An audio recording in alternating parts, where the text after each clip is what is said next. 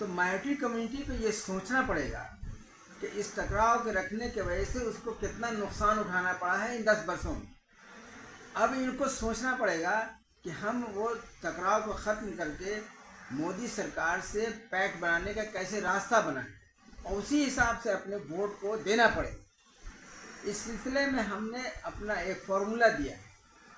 हम ये चाहते हैं कि जिस तरह से वाजपेयी सरकार में क्षेत्रीय दल बहुत इम्पोर्टेंट रोल अदा करते थे और वाजपेयी जी को नरम करने का रास्ता निकालते थे, उसी तरह से अभी जो क्षेत्रीय दल जो मोदी जी के साथ हैं या कभी एनडीए में रहे हुए हैं, हमने कहा है कि माइनॉरिटी को उनको वोट ज़रूर देना चाहिए। जैसे बिहार में नीतीश कुमार साहब हैं या मांझी जी हैं या फिर रामविलास पासवान साहब की जो पार्टी है, हमने कहा कि इनको ज़रूर वोट दो। ये बीजेपी के साथ ज़रूर हैं लेकिन फिर भी इनको वोट दो ताकि एक सरकार से, केंद्र सरकार से पैक्ट का रास्ता निकले जी। इसी तरह से हमने कहा है कि यूपी में मायावती जी को वोट दीजिए और भी जो भी पार्ट्स रहे हैं मोदी जी के साथ, जैसे चंद्रबाबू नायडू रहे हैं, उसके बाद अन्ना डीएमके रही है, फिर उसका जनता दल एस इनके साथ है, बीजू पटनायक साहब इनके साथ रहे हुए हैं, कभी शिरोमणि अकाली दल इनके साथ रहा हुआ है, राष्ट्रीय लोक दल रहा हुआ है, लोक दल रहा हुआ है इनके साथ, शिवसेना रहा हुआ है इनके साथ है।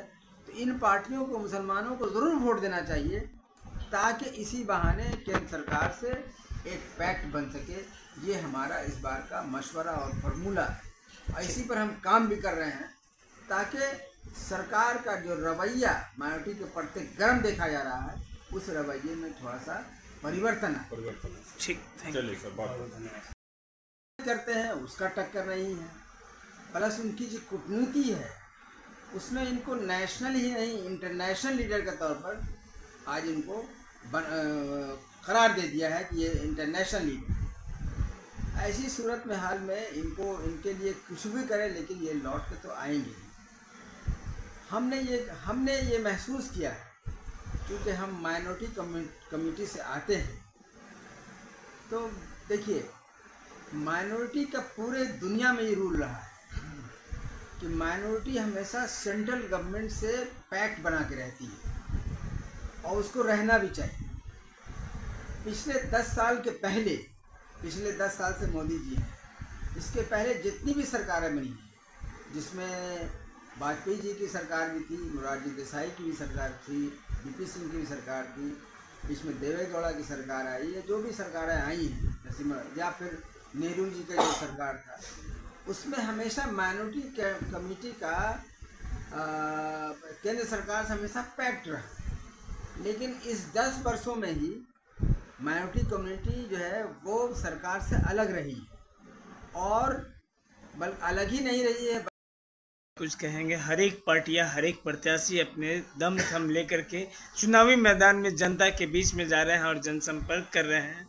जिस तरह से हम सबसे पहले आपको बता दें कि जीतन राम मांझी को गया में समझिए कि एक ऐसे गांव में उनको वहां पे बहुत ही समझिए जनता के द्वारा बहुत ही ज़्यादा तंग किया जा रहा है। इस पर क्या कहेंगे? देखिए, ये तो सबसे बड़ा त्यौहार है जी लोकतंत्र का, और इसको हम लोगों को सबको एकदम दमखम के साथ इसमें भाग लेना चाहिए। लेकिन एक बात हम आपको बता देते हैं जी, ये प्रधानमंत्री का चुनाव है और हमको कहीं से ऐसा न लगता है कि मोदी जी दोबारा लौट कर नहीं आएंगे, ऐसा हमको कहीं से नहीं लगता जी।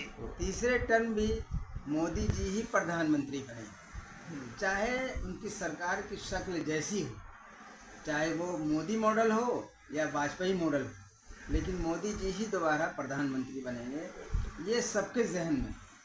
बाकी जो पॉलिटिकल पार्टियां जो विपक्ष में, वो भी अपना कोशिश कर रही हैं, लेकिन आपको हम एक बात बता देते हैं, मोदी जी इन 10 वर्षों में एक बहुत ताकतवर लीडर के तौर पर उभर चुके हैं। वो जो भाषण देते हैं उसमें बहुत